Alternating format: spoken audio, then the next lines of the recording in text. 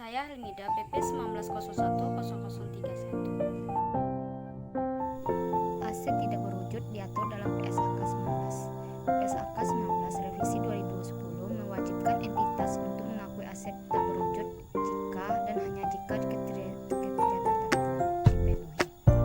PSAK 19 revisi 2010 juga mengatur cara mengukur jumlah tercatat dari aset tak berwujud dan menentukan pengungkapan yang harus dilakukan bagi aset tak berwujud.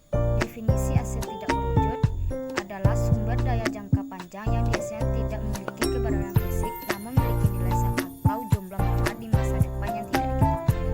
Dengan kata lain, aset tidak berwujud biasanya merupakan aset intelektual yang menguntungkan perusahaan selama beberapa periode akuntansi. Ada 4 yang termasuk dalam aset tidak berwujud. Yang pertama, aset tak berwujud yang pasti. Yang kedua, aset tak berwujud tidak terbatas. Yang ketiga, hak milik intelektual. Yang keempat, goodwill. Aset tak berwujud yang pasti. Aset tak berwujud yang pasti adalah memiliki nilai dengan batas waktu yang ditentukan. Misalnya, perjanjian kontraktual untuk penggunaan paten perusahaan lain selama 2 tahun adalah aset tak berwujud yang pasti karena kehilangan nilainya saat kontrak berakhir.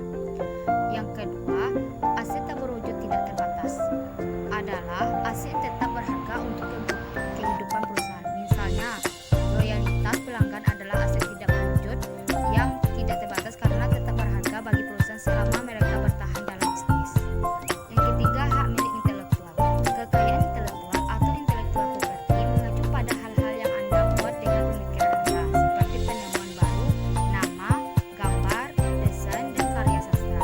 Anda dapat melindungi kekayaan intelektual Anda dengan hak paten, hak cipta, merek dagang, dan perjanjian lisensi. Bentuk perlindungan ini merupakan menjadi aset tidak berwujud yang mencegah perusahaan lain menyalin karya Anda. Yang keempat, goodwill. Dalam bisnis dan akuntansi, goodwill adalah aset tidak berwujud yang tidak dapat Anda transfer, tukar, lisensikan, sewa, atau jual secara terpisah dari perusahaan. Goodwill mencakup aset yang tidak dapat diukur seperti pengenalan merek, strategi bisnis, loyalitas pelanggan, dan hubungan karyawan.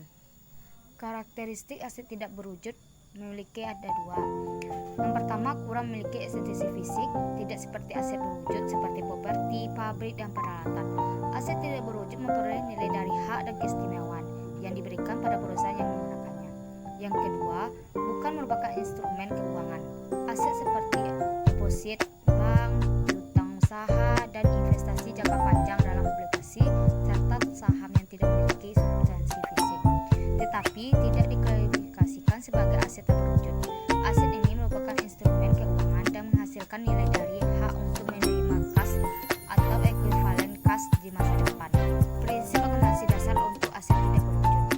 Akuntansi untuk aset tidak berwujud melibatkan prinsip dan prosedur akuntansi serupa yang diaplikasikan untuk aset tidak berwujud lainnya, seperti properti, pabrik, dan peralatan, yaitu yang pertama, pada akuisisi menerapkan sistem prinsip biaya. Yang kedua, selama periode penggunaan menerapkan prinsip penandingan. Yang ketiga, pada disposisi menerapkan prinsip pendapatan. Keuntungan atau kerugian diakui atas pelepasan sama dengan selisih antara pertimbangan yang diterima. Mencatat biaya pembelian aset tidak berwujud. Sesuai dengan prinsip biaya, aset tidak berwujud harus dicatat pada saat diakuisisi dengan biaya ekuivalen kas saat ini. Biaya ini termasuk harga beli